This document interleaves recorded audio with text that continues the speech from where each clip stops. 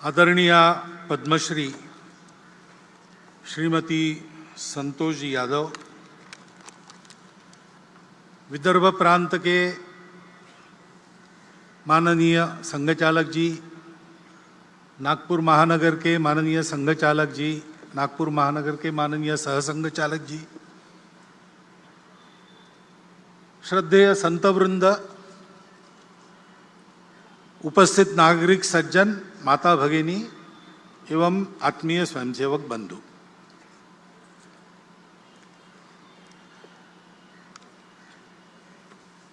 नौ दिन रात्रि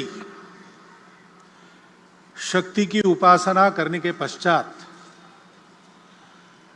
विजय के साथ उदित होने वाली आश्विन शुक्ल दशमी के दिन हम अपने इस विजयादशमी उत्सव को संपन्न करने के लिए यहां पर उपस्थित हैं। शक्ति सारी बातों का आधार है। शक्ति शांति का भी आधार है। शुभ कामों को करने के लिए भी शक्ति चाहिए।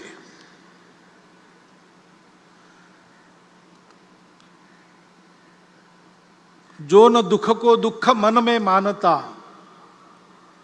धूल सुख की खोज की ना छानता, मोह आकर्षण भरे इस विश्व में राह अपने ध्येय की पहचानता, दूसरों के दुख को दूर करना,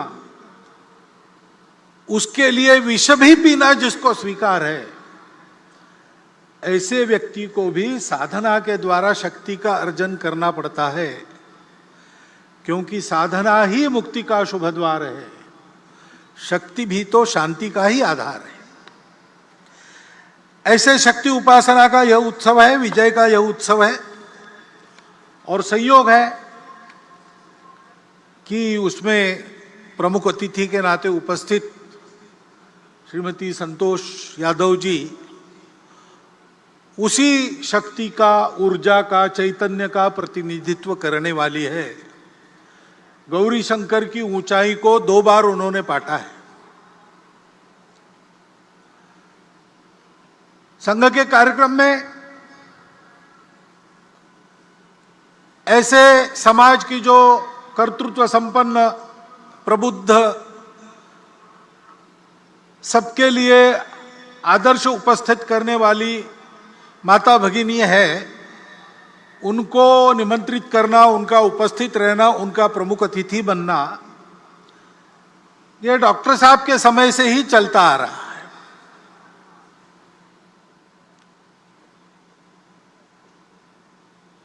श्रीमती अनुसुयाबाई काले हमारे कार्यक्रम में आ चुकी है। उस समय भारतीय महिला परिषद, इंडियन वुमेन्स कॉन्फ्रेंस की उस समय की अध्यक्षा राजकुमारी अमृत कौर भी यहां के शिविर में आ चुकी है। दिसंबर 34 में शिविर हुआ था, उसमें भी अध्यक्षता ऐसी एक महिला ने की थी, और तब से चलता आ रहा है। इमरजेंसी के बाद अकोला शहर के भी एक उत्सव की अध्यक्षा, मैं वहां प्रचारक था उस समय, तो कुमुत्ताई रांगणेकर जी, औरंगाबाद की रहने वाली, उन्होंने विजयादशमी उत्सव का प्रमुख अतिथि पद भूषित किया था। क्योंकि संपूर्ण समाज को संगठित करना है, तो समाज तो दोनों से बनता है। हमारे यहां यह दृष्टि है, पुरुष श्रेष्ठ की महिला श्रेष्ठ, ऐसा वाद हम नहीं करते, क्योंकि हम ये जानते हैं कि दोनों के बिना समाज नहीं बनता, दोनों के बिना सृष्टि नहीं होती। ये दोनों परस्पर पूरक है। ये हमारी भारतीय दृष्टि है। दोनों का काम है और दोनों का काम परस्पर पूरक है। इसलिए व्यक्ति निर्माण का काम करने वाली शाखाएं तो संघ की अलग, राष्ट्र सेविका समिति की अलग, महिलाओं के लिए उनकी चलती है, पुरुषों के लिए हमारी चलती है। लेकिन समाज के बाकी सारे कामों में पुरुष महिला एकत्र मिलकर काम करते हैं, यह चलते आ रहा है। डॉक्टर साहब के समय की जो परिस्थिति थी, उस समय व्यक्ति निर्माण के काम के लिए 2 संगठन हो गए, लेकिन बाकी सभी कामों में सब मिलकर काम करते हैं, क्योंकि ये पूरकता की दृष्टि है। संपूर्ण समाज का संगठन करना है तो संख्या की दृष्टि से आधा भाग हमारे समाज का मातृशक्ति का है, उसकी उपेक्षा नहीं की जा सकती। उनको भी सशक्त करना पड़ेगा। हमारे यहां उनको माता मानते हैं, वत्सलता उनका गुण है, जगत जननी के रूप में उनकी कल्पना करते हैं। लेकिन ऐसी कल्पना करते करते क्या हमको विस्मृति हो गई पता नहीं, हमने उनकी सक्रियता के दायरे को सीमित कर दिया। और बाद में जो विदेशी आक्रमण हुए, उन आक्रमणों की परिस्थिति में उनकी सुरक्षा के नाम पर इस बंधन को एक वैधता प्रदान हुई। आक्रमण की परिस्थिति चली गई, लेकिन बंधन हमने कायम रखे, उनको कभी मुक्त नहीं किया। उनको जगत जननी मानना ठीक है, लेकिन इसका मतलब उनको पूजा घर में हम बंद करके रखे, बाहर ना आने दे, यह ठीक नहीं है। एक तो उनको जगत जननी मान के पूजा घर में बंद करते, अथवा द्वितीय दर्जे का मानकर घर में बंद करके रख देते।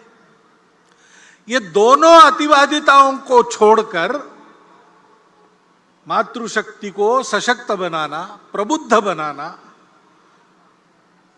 उनको बराबरी के अधिकार से सार्वजनिक कार्यों में, परिवार के कार्यों में सर्वत्र निर्णय की स्वतंत्रता और निर्णय में बराबरी की साझेदारी देते हुए सक्रिय करना, इसकी आवश्यकता है।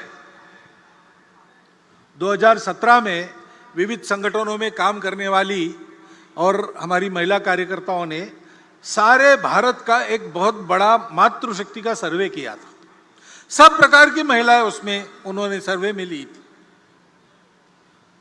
यानी सन्यासिनियों से लेकर तो बड़े बड़े उद्योग चलाने वाली महिलाओं तक सबको उसमें लिया था। भारतवर्ष में महिलाओं का इतना समग्र सर्वेक्षण ये पहली बार हुआ है। वो सर्वे प्रसिद्ध भी हुआ, उस सर्वे को सरकार के पास भी दिया गया।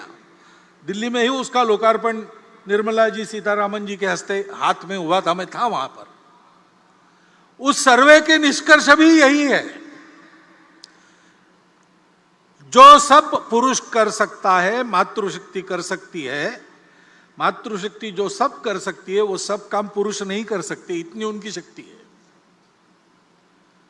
और इसलिए उनको इस प्रकार प्रबुद्ध बनाना, सशक्त बनाना, उनका सशक्तिकरण करना, उनको काम करने की स्वतंत्रता देना और कार्यों में बराबरी की सहभागिता देना।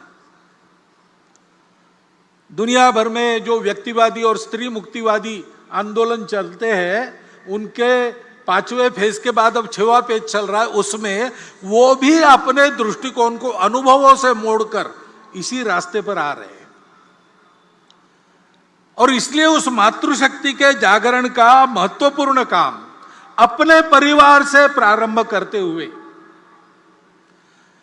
सार्वजनिक कार्यों में, संगठन संस्थाओं में भी उसको लागू करते हुए हमको समाज के पास ले जाना पड़ेगा, क्योंकि बिना उनके सहभाग से पूर्ण समाज की संगठित शक्ति खड़ी नहीं होगी। और पूर्ण समाज की संगठित शक्ति जब काम करने लगेगी, तब अपने देश के नवोत्थान के सारे प्रयास पूर्ण सफल होंगे, तब तक नहीं होंगे। आज हम उस नवोत्थान की आहट देख रहे हैं। हमारी प्रतिष्ठा दुनिया में बढ़ गई है, हमारी विश्वासार्हता बढ़ गई है।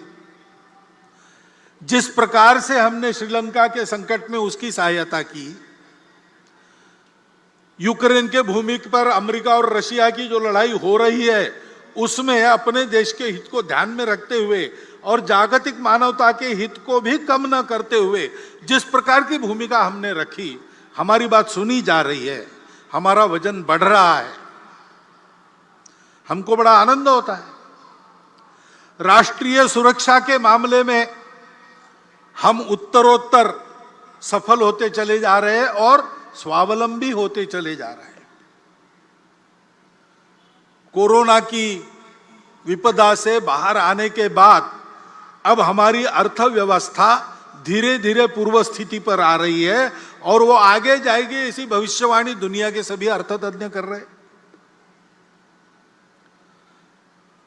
खेल के क्षेत्र में भी नीतियों में जो अच्छा परिवर्तन आया है वो तो है ही, लेकिन हमारे खिलाड़ी ओलंपिक्स में और पैरा ओलंपिक्स में भी अपने कर्तृत्व को दिखा रहे, विजय प्राप्त करके देश का नाम रोशन कर रहे। अभिमान से हमारा सीना फूल जाता है। अभी अभी दिल्ली में कर्तव्य पथ का उद्घाटन हुआ, लोकार्पण हुआ।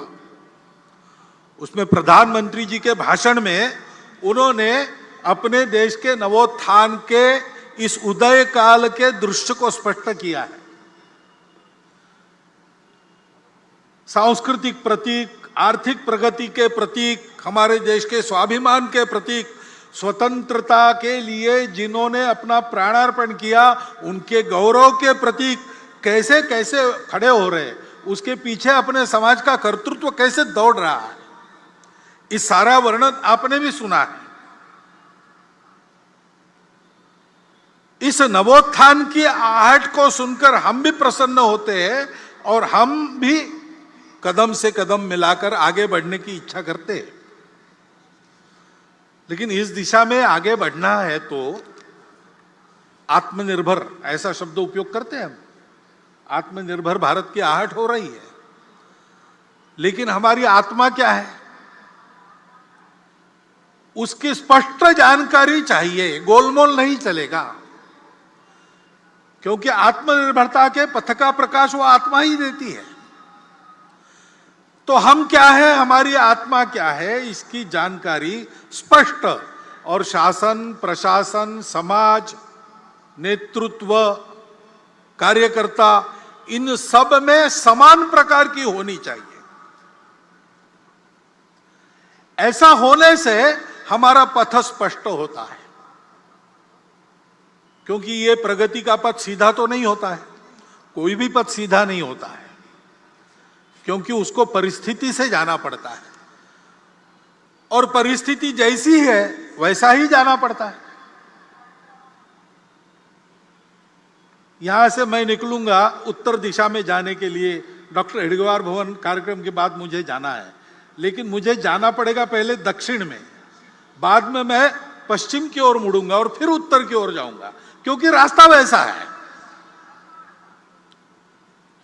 तो ये लचीलापन तो रखना पड़ता है। मुझे उत्तर में जाना है, बीच में पहाड़ हो, खाई हो, कुछ भी हो, मैं दिशा नहीं बदलूंगा। ऐसा करेंगे तो संकट में पड़ जाएंगे, कदाचित पहुंच नहीं सकेंगे। तो रास्ता निकालने वालों को लचीलापन धारण करना पड़ता है, लेकिन लचीलेपन की मर्यादा भी ध्यान में तब आती है जब अपने स्व की, अपने आत्मा की ये जानकारी, ये कल्पना अपनी स्पष्ट हो और सबकी समान हो। क्योंकि सबकी समान कल्पना ऐसी होने के बाद एक विश्वास रहता है। उस विश्वास के कारण आपसी समझदारी बनती है, लचीलेपन के कारण अविश्वास नहीं आता है। तो परस्पर समझदारी, विश्वास का भी वातावरण बनता है।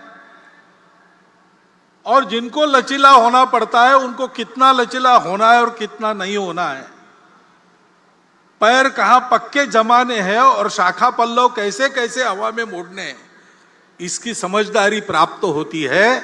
तो उसके कारण संपूर्ण समाज में एक सहचित्तता का वातावरण बनता है और उस सहचित्तता के कारण प्रगति होती है।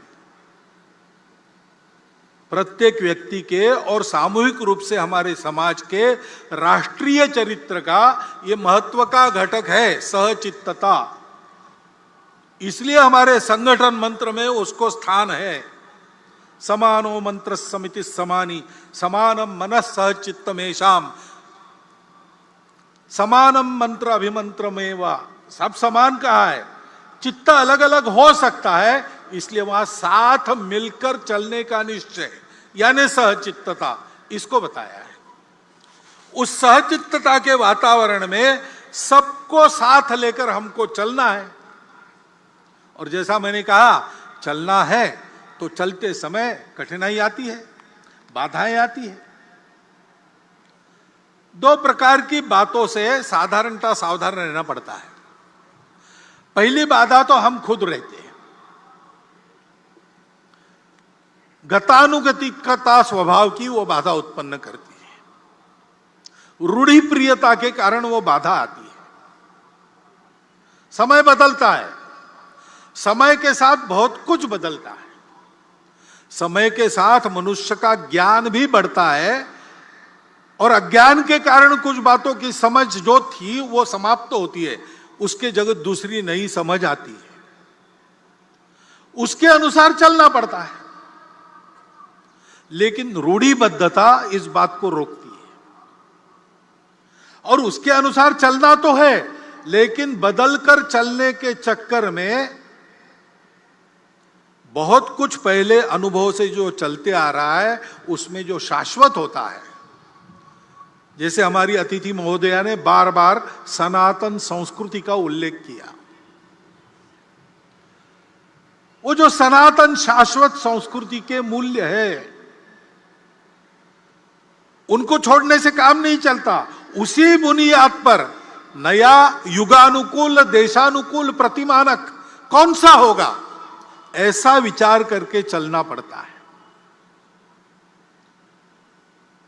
तो नित्य नूतन होना पड़ता है, लेकिन चिर पुरातन भी रहना पड़ता है। सनातन और नित्य नूतन ये साथ चलते हैं। बिना सनातन के नित्य नूतनता भटका देती है, कटी पतंग हो जाती है। और बिना नूतनता के, वो अंग्रेजी कविता प्रसिद्ध है, old order changeth yielding place to new, lest one good question should corrupt the world. परिवर्तन ये दुनिया का नियम है, उसके साथ चलना पड़ता है, लेकिन उसके साथ चलते चलते भटक न जाए, इसलिए सनातन पर पैर पक्के रखने पड़ते हैं। ये करने से मन की गतानुगतिकता हमको रोकती है। हमको उससे बाहर आकर अपने उस सनातन संस्कृति के मूल्यों का युगानुकूल देशानुकूल अभिव्यक्ति करने वाला रूप क्या है, संपूर्ण दुनिया से जो आता है उसमें भी लेने लायक क्या है, उसको देशानुकूल कैसे बनाते हैं, ऐसा विचार करना पड़ेगा। दूसरे प्रकार की जो बाधा है, सनातन मूल्यों का क्षरण न हो ये देखकर चलते समय, और भी एक बाधा है, वो बाहर से आती है, जो भारतवर्ष की प्रगति को होने नहीं देना चाहते। उसलिए भारतवर्ष के समाज में किसी प्रकार का सद्भाव सामंजस्य जो नहीं चाहते, जिनके स्वार्थों को मार मिलेगी ऐसा उनको डर लगता है, ऐसा होने से वो सारी शक्तियां बाधा उत्पन्न करती है। अब उनके साधन भी होते हैं, अपना स्वार्थ साधने के लिए असत्य विमर्श पैदा करते हैं, गलत विमर्श पैदा करते हैं, हमको भटकाने के लिए, हमारे मन में द्वेष उत्पन्न करने का प्रयास करते हैं,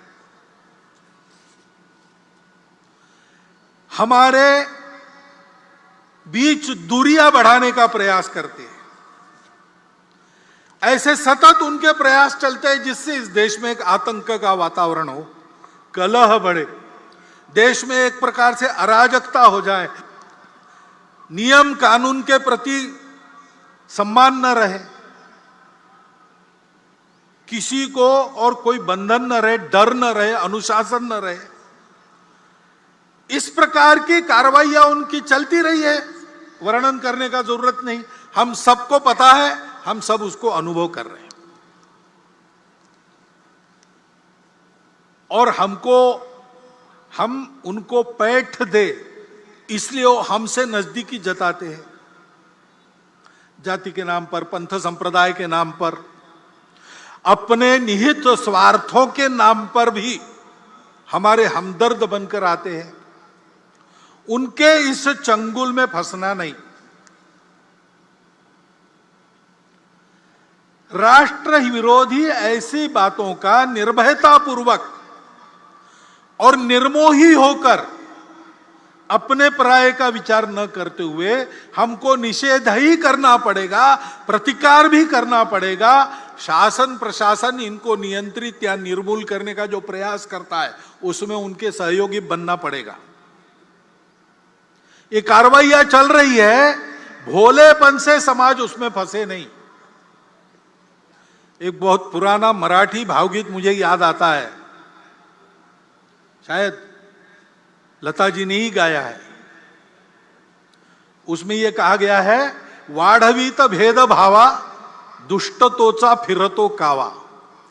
भेद भावों को बढ़ाते हुए दुष्टता अपने छल कपट कर रही है।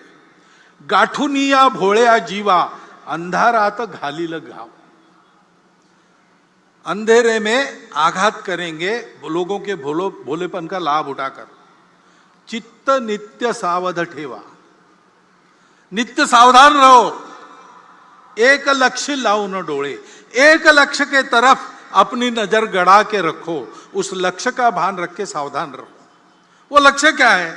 स्वाभाविक है, भारत का परम वैभव यही अपना लक्ष्य है।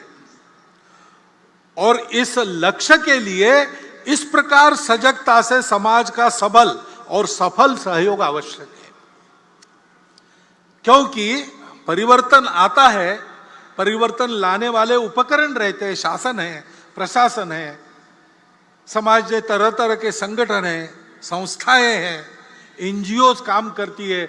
लेकिन इन सबकी यशस्विता समाज का जब तक उनको समर्थन मिलता नहीं, समाज में जब तक वो परिवर्तन आता नहीं, तब तक ये सफल नहीं होती। कई इसके उदाहरण हैं। अब कई बार हम लोग मातृभाषा माध्यम, हमारे बच्चे अपनी भाषा को भूल रहे, आजकल लोगों को समझ में नहीं था, तकरार करते, ये भी कहते हैं नीति में चाहिए, नीति में चाहिए। अब नई शिक्षा नीति आई, उसके तहत उच्च शिक्षा तक धीरे धीरे मातृभाषाओं का आगमन हो रहा है। आगे चल के लागू हो जाएगा, पुस्तकें भी तैयार हो जाएगी, पढ़ाने वाले भी तैयार हो जाएंगे। लेकिन क्या हम अपने बच्चों को मातृभाषा माध्यम में पढ़ाने के लिए भेजते हैं? कि एक जो मिथक चलता है, करियर के लिए अंग्रेजी आवश्यक है। करियर के लिए अंग्रेजी आवश्यक नहीं है, मैं अकेला ये नहीं कहता हूं। पुणे में एक प्रदीप लोखंडे जी है, सप्रेम नमस्कार विनंती विशेष, ऐसा उनका नाम पड़ा है।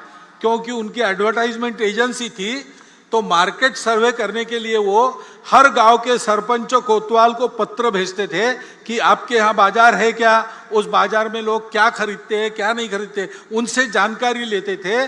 उनका डाटा इतना समग्र और पूर्ण है कि उस समय महाराष्ट्र सरकार भी उनसे डाटा लेती थी अगर आवश्यकता पड़ी तो।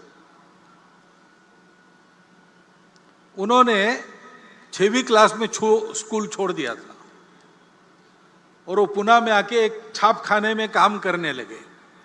करते करते उन्होंने अपनी शिक्षा भी की, बीकॉम हुए, अपनी एडवर्टाइजमेंट एजेंसी निकाली और इतने बड़े हो गए। वो मुझे मिले थे, वो भी यही बता रहे थे।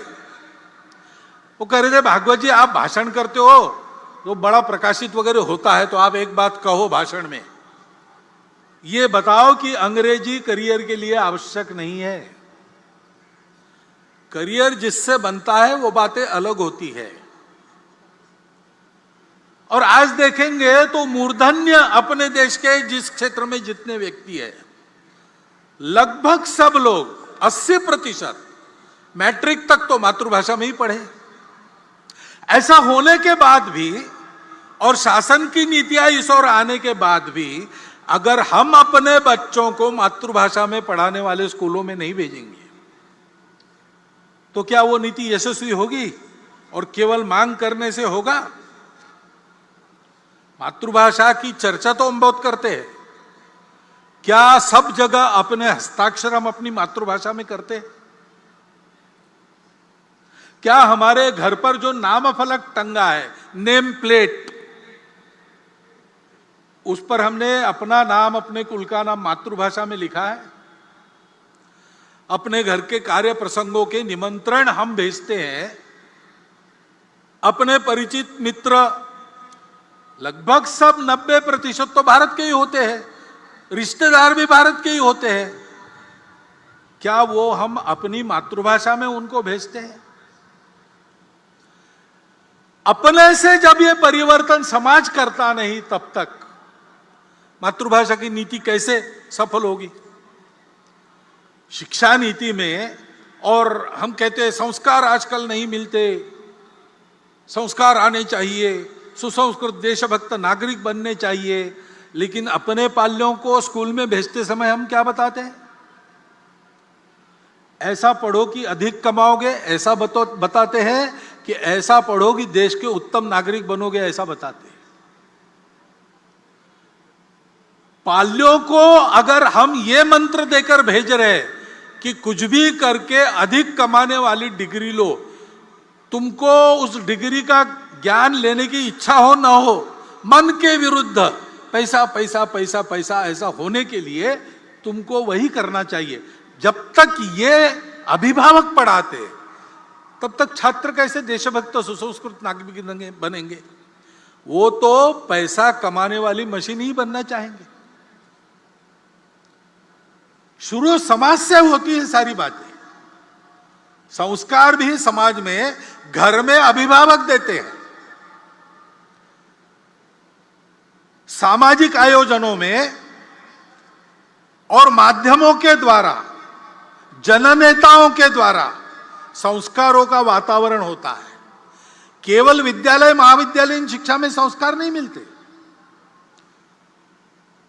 हमको परतंत्र बनाने वाली शिक्षा जब शासन के संपूर्ण आशीर्वाद से लागू थी स्वतंत्रता के पूर्व, तो हमारे स्वतंत्रता के लिए हमारी सनातन संस्कृति के आधार पर नए भारत की कल्पना करके संघर्ष करने वाले सबके सब लोग उसी शिक्षा पद्धति में से निकले।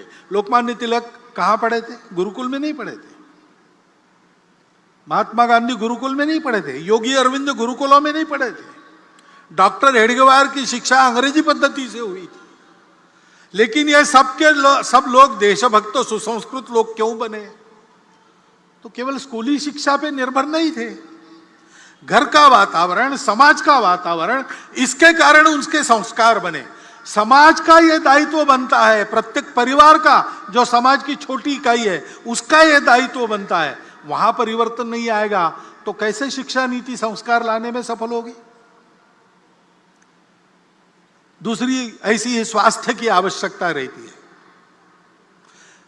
हम चाहते हैं, हमारा प्रस्ताव भी है, आप सबकी इच्छा है कि सबको सुलभता से मिले, सस्ते में मिले, और समग्र विचार करके, सभी पाखियों का विचार करके जिसको जो लागू होता है ऐसा देने वाली, एक शब्द चलता है प्लूरोपैथिक, ऐसी चिकित्सा पद्धति, ऐसी चिकित्सा व्यवस्था सरकार करे। ठीक है, लेकिन स्वास्थ्य केवल उपचार पर निर्भर नहीं रहता। बीमार होने पर उपचार की बात है, बीमार न होने के लिए कुछ करना पड़ता है। इलनेस की व्यवस्था हमारी अपेक्षा ठीक है, लेकिन वेलनेस का काम हमको भी करना पड़ता है। अब सरकार के नीति के कारण और उनके आशीर्वाद से भी योग की बात रूढ़ हो रही, सब लोग योगासन करें ऐसा प्रयास चल रहा है। संयम की आदतें, सार्वजनिक स्वच्छता की आदतें, इन सारी बातों में शासन की नीति तो अग्रसर हो रही। हमारी आदतें बदली है क्या? हम अपना कचरा कहां पर डालते हैं? हम अनावश्यक कचरा करते हैं क्या? अपने पर्यावरण को, अपने घर के परिवेश को स्वच्छ रखते हैं कि नहीं रखते? हमारी स्वयं की आदत है स्वच्छता की है कि नहीं? कितनी बातें सोचनी पड़ेगी। समाज जब तक सहयोग नहीं करता, व्यवस्था यशस्वी नहीं होती। केवल डॉक्टर अंबेडकर साहब ने कहा था कि संविधान के द्वारा सबको आर्थिक स्वतंत्रता और राजनीतिक स्वतंत्रता का लाभ हुआ है, परंतु वो पूरा का पूरा मिले, अमल में आए, इसलिए सामाजिक स्वतंत्रता की आवश्यकता है और वो समाज की लानी पड़ेगी। कानून नियम तो बने, बाद में भी बने और आज भी बन रहे हैं। समाज में विषमता का निर्मूलन हो और समता को लाया जाए, यह उद्देश्य बताकर, यह उद्देश्य बनाकर भी नियम कानून तो बन रहे हैं, लेकिन विषमता रहती कहां है? विषमता तो हमारे आपके मन में रहती है। ऊपर ऊपर का इलाज होने से क्या होगा? अंदर तो नासूर सड़ता रहेगा। और इसलिए मन से उसका निर्मूलन होना चाहिए, समाज मन से विषमता चली जानी चाहिए। उसके लिए हम सबको काम करना पड़ेगा। मैं और मेरा कुटुंब, इसके मित्र, हमारे आसपास समाज में जितने प्रकार बाकी लोग मानते हैं, जाति मानते होंगे, भाषा मानते होंगे, पंथ संप्रदाय मानते होंगे, सब में मेरे अपने मित्र रहेंगे, जिनका मेरे घर और मेरा उनके घर आना जाना रहता है। सब वर्गों में ऐसे कुटुंब हमारे कुटुंब के मित्र रहेंगे, जिनके यहाँ हमारा आना जाना, उनका हमारे यहाँ आना जाना, उठना बैठना, खाना पीना, ऐसे संबंध है। और सामाजिक स्तर पर कम से कम मंदिर, पानी, स्मशान सबके लिए एक हो। छोटी मोटी बातों को लेकर आपस में झगड़ा ना हो। ये घोड़ी चढ़ सकता और वो घोड़ी नहीं चढ़ सकता, ऐसी मूर्खतापूर्ण बातें अब समाज के आचरण से चली जाए, इसका प्रयास करना पड़ेगा। ये प्रयास समाज में होगा, हम सब लोग करेंगे, संघ के स्वयंसेवक करेंगे, समाज के सुबुद्ध नागरिक करेंगे, तब तो विषमता का निर्मूलन होगा और आर्थिक और राजनीतिक स्वतंत्रता प्रत्येक व्यक्ति तक पहुंचाने वाली सामाजिक स्वतंत्रता का लाभ हमको होगा। यह हम सबको करना पड़ेगा। आर्थिक उन्नति के लिए भी रोजगार की बात आती है। बहुत सारी बातें चल रही है, स्किल ट्रेनिंग हो रहा है, उद्यमिता को बढ़ावा देने वाली नीतियां आ रही है, और हम सब लोग चाहते हैं हमारी अर्थव्यवस्था कैसी हो? रोजगार उन्मुख हो, रोजगार बढ़ाने वाली हो, उपभोगवाद रहित हो, शोषण मुक्त हो, पर्यावरण की मित्र हो।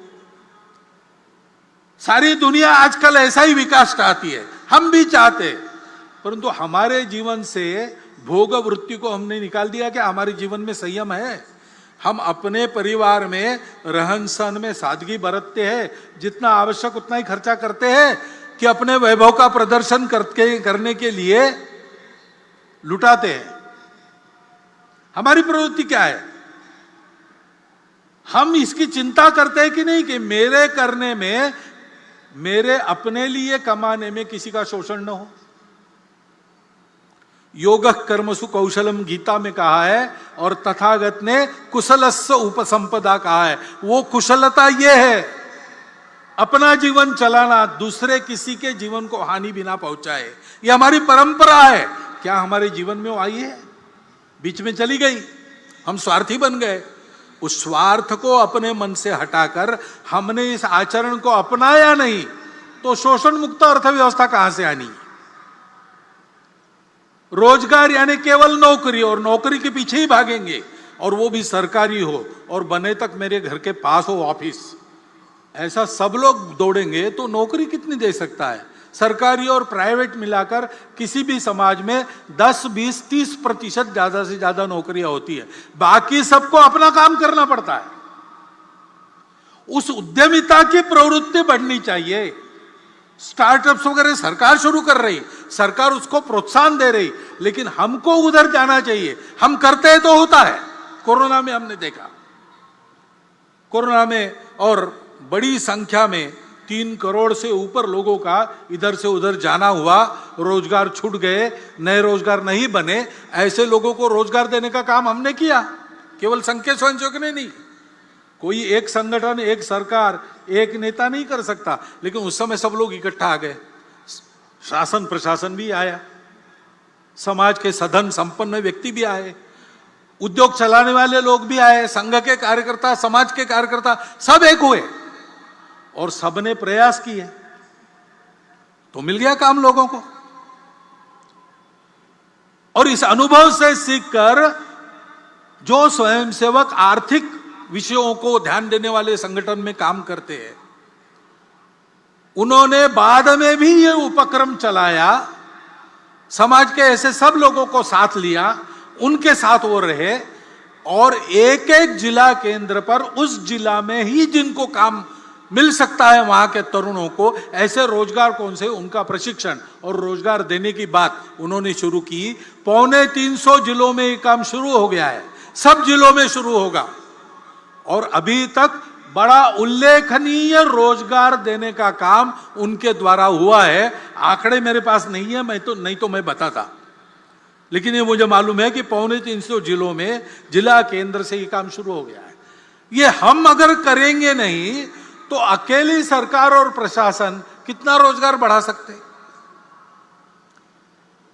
रोजगार लघु उद्योगों में, सहकारिता में, कृषि में सबसे ज्यादा होता है।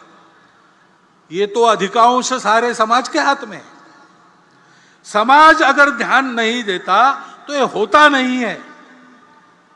बार बार समाज समाज समाज, ये मैं क्यों कह रहा हूं?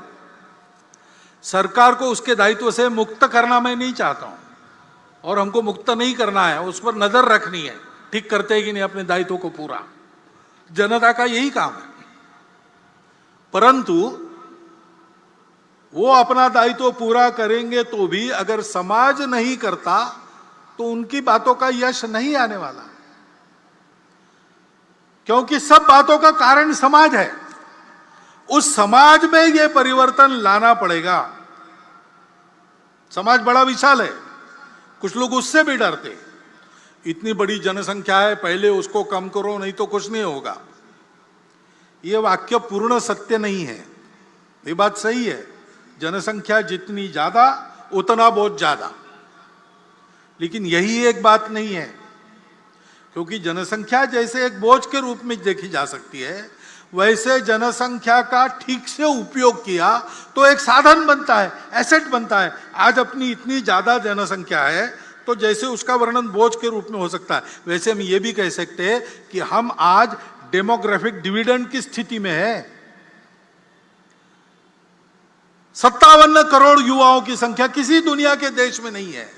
चीन हमारा पड़ोसी बूढ़ा हो चुका है, हम जवान रहने वाले 30 साल तक। जनसंख्या का विचार दोनों रूप से हो सकता है, वो एक साधन भी है, और एक परिस्थिति में विचार करता है तो एक बात लगती है, दूसरे परिस्थिति में विचार करता है दूसरी बात लगती है। चीन की इतनी ज्यादा जनसंख्या थी, उनको बोझ लगने लगा, उन्होंने एक परिवार में एक संतान और बाद में नहीं संतान, ऐसी नीति अपनाई। बड़े कड़े प्रयास से उन्होंने उसको लागू किया। हुकुमशाह है वहां, डिक्टेटरशिप है, यशस्वी हो गए। लेकिन फिर उनके ध्यान में आ गया अब सब बूढ़े ही बूढ़े हैं, काम करने के लिए जवान कहां से आएंगे? तो अब उन्होंने 2 संतति को प्रोत्साहन देना शुरू कर दिया। हमारे यहां क्या है, हमको भी विचार करना पड़ेगा। हमारा देश 50 वर्षों के बाद कितने लोगों को खिला सकता है? उस समय समाज में काम करने वालों की कितनी संख्या चाहिए?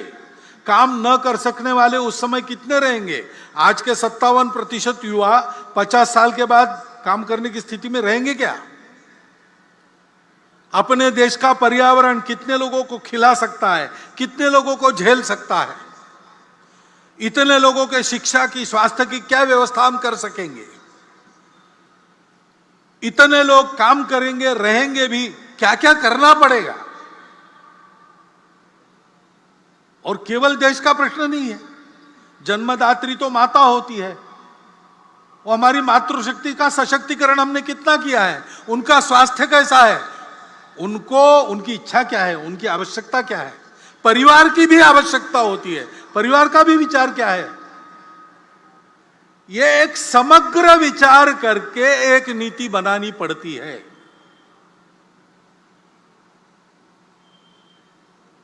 हमने ऐसी नीति बनाई कुछ वर्षों पूर्व, भारत सरकार ने बनाई,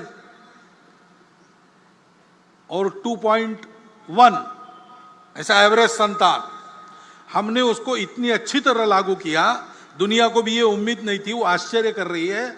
उससे भी नीचे हम आ गए 2 तक। लेकिन बहुत नीचे आना भी गड़बड़ होता है। क्योंकि घर के बच्चों को सामाजिक व्यवहार का प्रशिक्षण परिवार में मिलता है। परिवार में संख्या चाहिए, अपने बराबरी के भी 2-3 लोग चाहिए, ऊपर के भी चाहिए, नीचे के भी चाहिए। तो सबसे बात कैसे करना, सामाजिक संस्कार कैसे होता है, अपने अहंकार को कैसे संयमित करना पड़ता है, ईगो मैनेजमेंट कैसी करनी पड़ती है, ये सारी बातें सीखनी पड़ती है। उसके लिए परिवार की संख्या भी चाहिए। और जनसंख्या बहुत कम हो गई तो फिर बढ़ना बंद होता है, तो समाज के समाज लुप्त हो जाते हैं, भाषाएं लुप्त हो जाती है। कितनी भाषाएं दुनिया की बोलने वाले नहीं रहे, भाषाएं समाप्त हो गई। और इसलिए ऐसा समग्र विचार करना चाहिए। और ये भी हम देखते हैं कि जनसंख्या में प्रमाण का भी संतुलन चाहिए। हम भुगते हैं, जनसंख्या का असंतुलन हुआ तो 50 साल पहले उसके गंभीर परिणामों को हमने भुगता। और केवल हमारा ऐसा हुआ ऐसा नहीं, आज की तारीख में पूर्व तिमोर नाम का एक नया देश बना, दक्षिण सूडान नाम का नया देश बना, कोसोवो बना।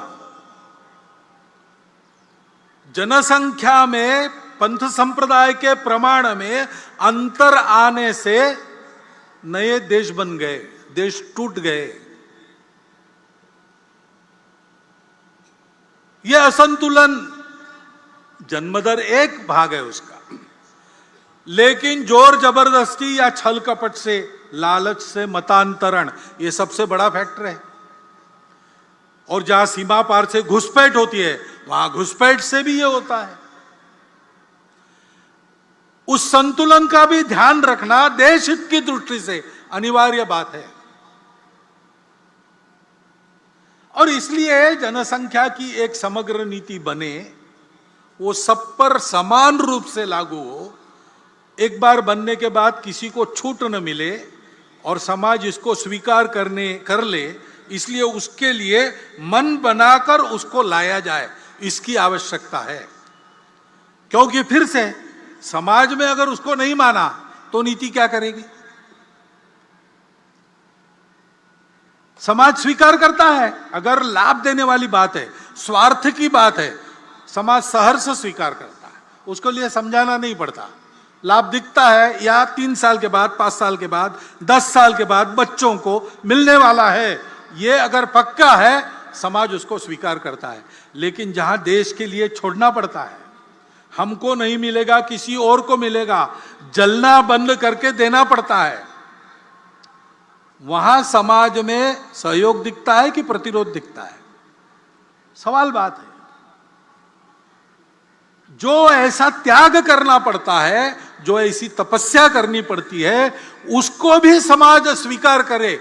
इसलिए स्व की जागृति का महत्व है, क्योंकि समाज यानी हम है। एक मैं यहां हूं, लेकिन मेरा समाज, हमारी सबकी एक समान पहचान है। वो हमारी समान पहचान कौन सी है? सौभाग्य से भारतवर्ष में इतनी सारी भाषाएं हैं, इतने सारे पंथ संप्रदाय हैं। विदेशों के आक्रमण के कारण भी कुछ संप्रदाय हमारे यहां बन गए, हमारे ही लोग उस संप्रदाय में हैं। उनकी पूजाएं पंथ संप्रदाय विदेशी है, वो यहां के हैं। कुछ दशकों पूर्वज उनके वही थे जो हमारे। इतने सारे खान पान रीति रिवाज है, इतने प्रांत है, इतने सारे प्रकार है लोगों के, तो स्वार्थ भी अलग अलग हो जाते हैं। फिर भी सदियों से हमारा राष्ट्र जीवन का एक सनातन अक्षुण्ण प्रवाह चला है। भारत का अस्तित्व सदा रहा है, व्यवस्थाओं की भी विविधता रही, राज्य भी अनेक रहे, लेकिन सदैव भारत रहा, भारत एक रहा। पूरे भारत की प्रशस्ति रामायण में है, पूरे भारत की प्रशस्ति बाद के महाभारत में है, पूरे भारत की प्रशस्ति कालिदास में ने भी लिखी है, गुरु नानक देव जी ने, श्रीमद शंकर देव जी ने, सुब्रमण्यम भारती ने, रविन्द्रनाथ टैगोर ने, सब लोगों ने, क्या समय था, कौन सी व्यवस्था थी, राज्य एक थे या अनेक थे, राज्य करने वाले अपने थे या विदेश के थे, बिना इसका विचार किए पूरे भारत का स्तुतिगान गाया है। हमारा देश उस समय से एक देश है, एक राष्ट्र है, क्योंकि इन विविधताओं को स्वीकार करने की बात हमारे समझ में बहुत प्राचीन समय में आ गई। हमारे पूर्वजों ने यह प्राप्त किया सत्य कि सारा अस्तित्व एक की अभिव्यक्ति है।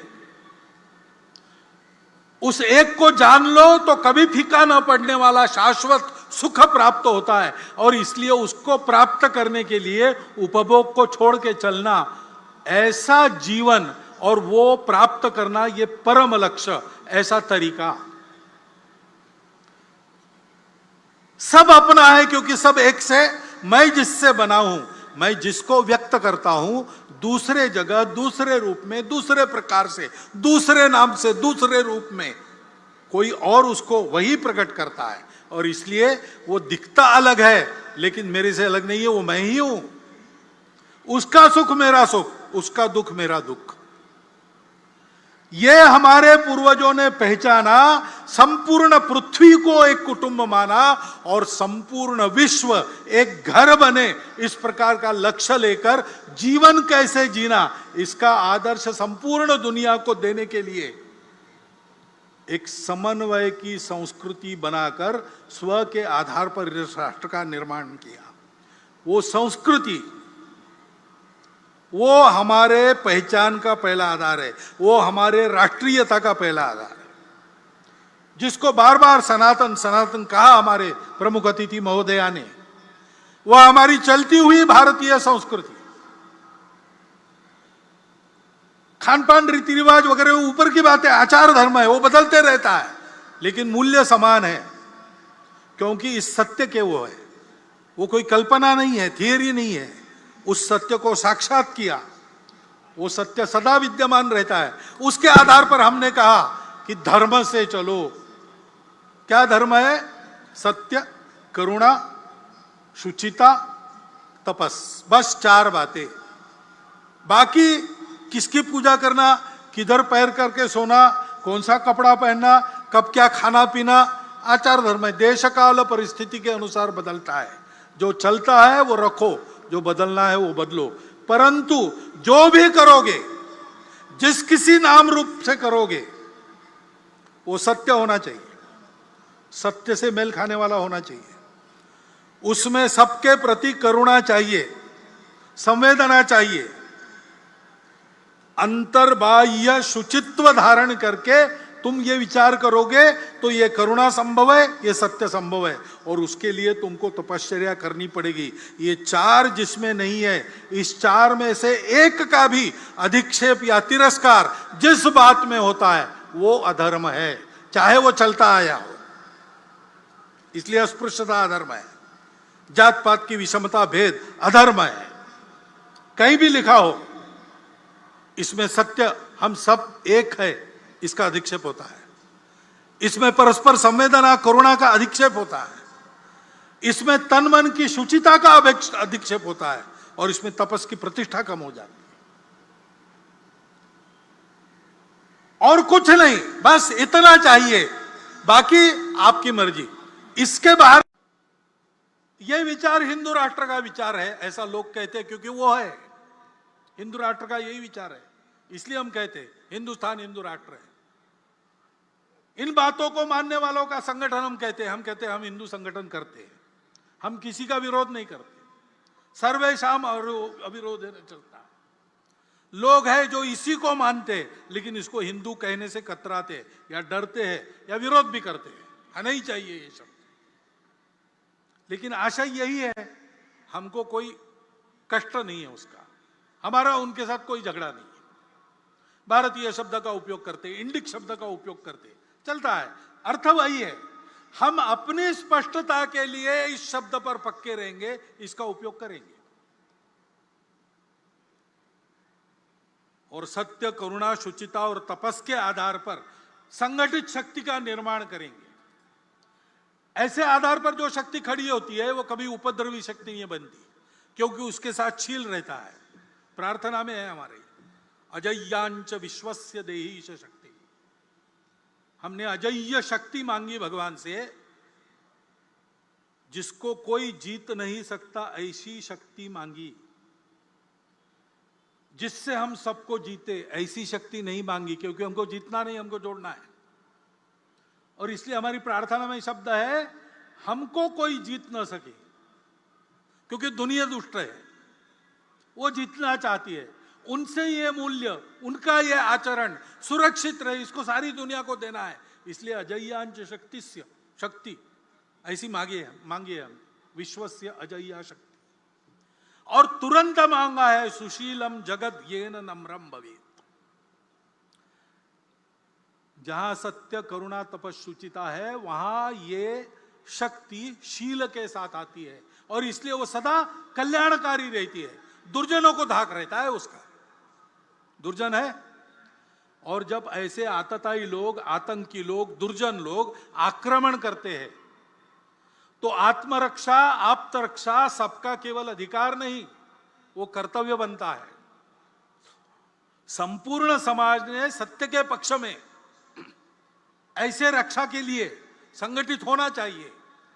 लेकिन ये केवल आतंकियों के लिए, दुष्टों के लिए है। हम किसी को डराने वाले नहीं है। ना भय देत काहू को, ना भय जानत आप, ऐसा हिंदू खड़ा करने का हमारा प्रण है। वो काम हम करते हैं। हम विश्व में सर्वत्र और सबके साथ भाईचारा, भद्रता और शांति के पक्ष में हैं, सदा रहे। लेकिन लोग डराते, अरे संघ वाले मारेंगे, और ये हिंदू संगठन होगा ना तो सबको बाहर जाना पड़ेगा। ये हवा फैलाते हैं।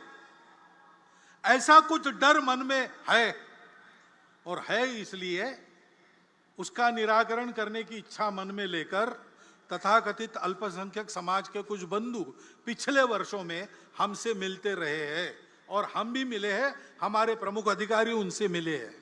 आना जाना दोनों चल रहा है। ये कोई परसों नहीं हुआ, ये बहुत पहले से चल रहा है। भाव तो संघ का डॉक्टर साहब के समय से यही है, परंतु प्रत्यक्ष में शुरू हुआ श्री गुरुजी को डॉक्टर जिलानी मिले तब से, और तब से यह क्रम धीरे धीरे बढ़ रहा है। और ये बढ़े ऐसी हमारी इच्छा है संघ की, और संघ इस संवाद को कायम रखेगा। क्योंकि समाज को तोड़ने के प्रयास चल रहे हैं। अब कुछ दिन पहले उधर उदयपुर में, इधर अमरावती में और भी जगह बहुत जघन्य क्रूरता वाली घटनाएं हुई। क्या कारण था, क्या नहीं, उसकी चिकित्सा नहीं करते। जो हुआ वो बहुत क्रूरतापूर्ण हुआ। पूरा समाज विरोध में गया। हमेशा होता नहीं है, लेकिन इस बार मुस्लिमों के भी कुछ प्रमुख लोगों ने इसका विरोध किया, उसको गैर इस्लामिक बताया। अन्याय, असत्य, अत्याचार, आतंक के खिलाफ ऐसे ही खड़ा होना चाहिए, ये अपवाद न रहे। सभी समाजों के सज्जनों को ऐसा मुखर होना चाहिए। हिंदू समाज में ये मुखरता है। ऐसी घटनाएं घटती है तो कोई हिंदू भी आरोपित है, उसका भी निषेध करते, उसके खिलाफ बोलते हैं। कभी कभी गलतफहमी में हमको भी गाली खानी पड़ी है, हमको भी उत्तर देने पड़े। आज हम समाज के विश्वास पात्र है, समाज हमको चाहता है, लेकिन हम ऐसा कुछ करें तो हमारी टांग और कान पकड़ के खींचेगा समाज।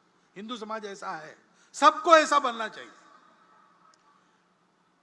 जो गलत है, कितना भी प्रोवोकेशन हो, कितना भी उकसावा हो, कानून के मर्यादा में रहना चाहिए, संविधान की मर्यादा में रहना चाहिए। अपना आचरण उसके बाहर नहीं जाना चाहिए। वो हम सब ने मिलकर अपने ऊपर लाद लिया अनुशासन है, उसका पालन करना ही चाहिए। नहीं करते तो गलत आचरण है, उसके खिलाफ मुखर होना चाहिए। ये मुखरता समाज का स्वभाव बनना चाहिए। इसके नियंत्रण में सक्रियता और सहयोग समाज का स्वभाव बनना चाहिए। इसकी आवश्यकता है।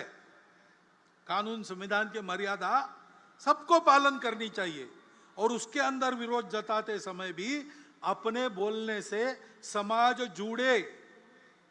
जुड़ जाए, टूटे नहीं। दिल को किसी के तोड़े मत, श्रद्धा को ठेस न पहुंचाए, इसकी चिंता करनी पड़ेगी, इसका ध्यान रखना पड़ेगा। क्योंकि हम सब लोग दिखते भिन्न है, लेकिन हम दिखते अलग है, इसलिए हमारा अलगाव है। हम एक दूसरे के नहीं है, हम भारत से अलग है, हमको अलग चाहिए। ये गलत विचार है। इस गलत विचार का दुख भरा परिणाम हमने देखा है। ऐसा गलत विचार करने के कारण भाई टूटे, धरती खोई, मिटे धर्म संस्थान, ये प्रसंग हुआ। हमको फिर से उस रास्ते से नहीं जाना है।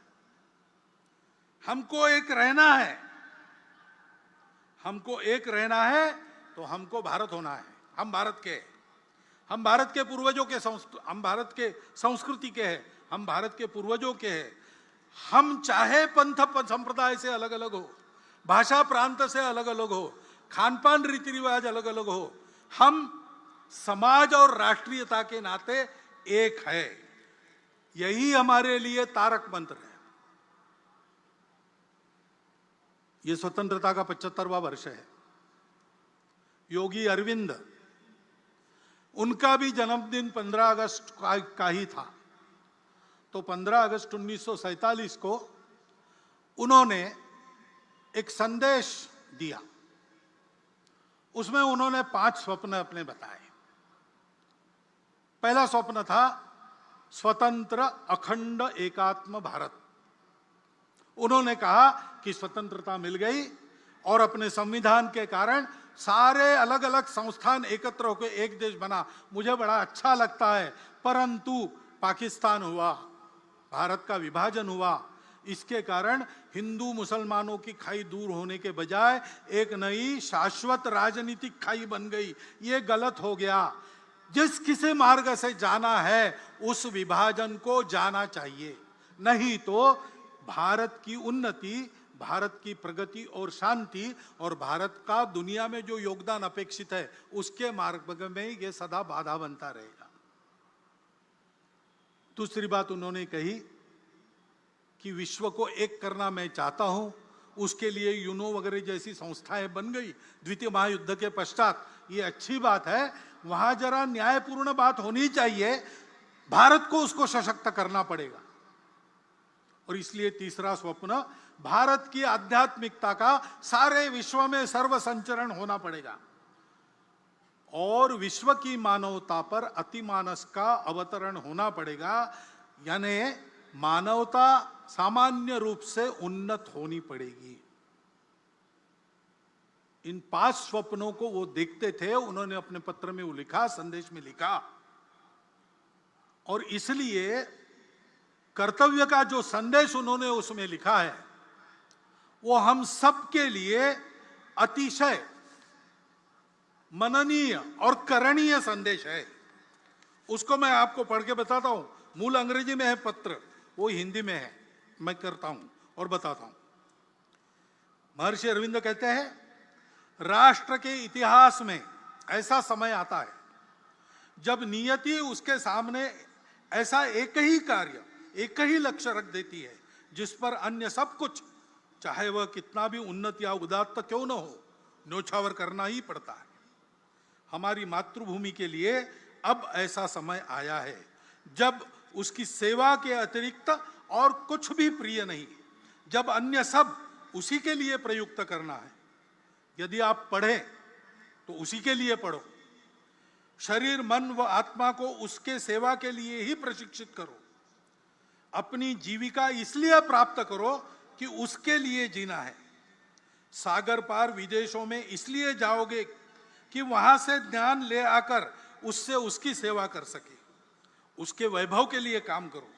वह आनंद में रहे इसलिए दुख झेलो। इस एक परामर्श में सब कुछ आ गया। आज का समय देखते हैं तो आज भी हमारे लिए कर्तव्य का यही संदेश है। गांव गांव में सज्जन शक्ति रोम रोम में भारत भक्ति, यही विजय का महामंत्र है। दसों दिशा से करे प्रयाण, जय जय मेरे देश महान। इस कर्तव्य पथ पर हम सब स्वयं सेवक आगे बढ़े, समाज भी हमारे साथ आगे आए, स्वतंत्र रूप से भी हमारे साथ चल सकता है। हम सब लोग साथ मिलकर चले और परम वैभवी भारत को विश्व गुरु बनाए। इस आवाहन के साथ मैं अपने 4 शब्द समाप्त करता हूं।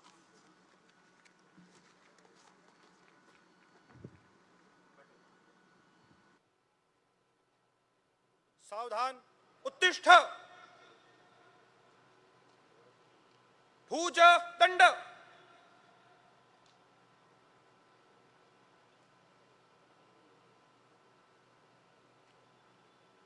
आक्रम,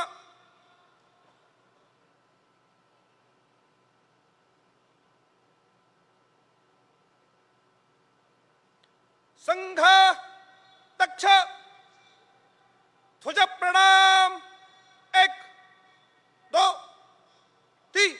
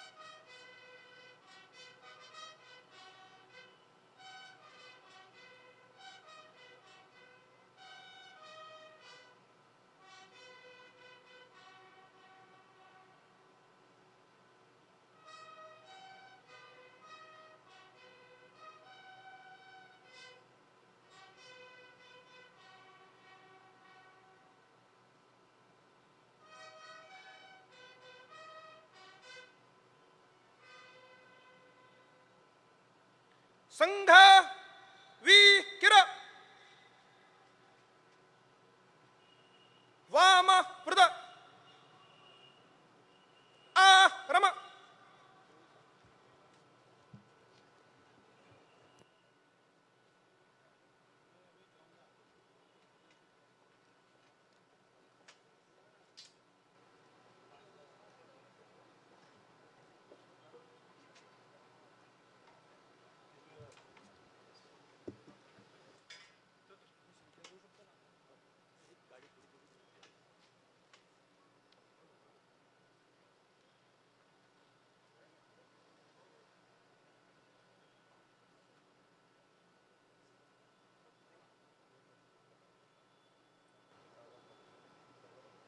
सावधान, तक्ष, पीछे वाले स्वयंसेवक ने दौड़कर संख्या लेना है। संख्या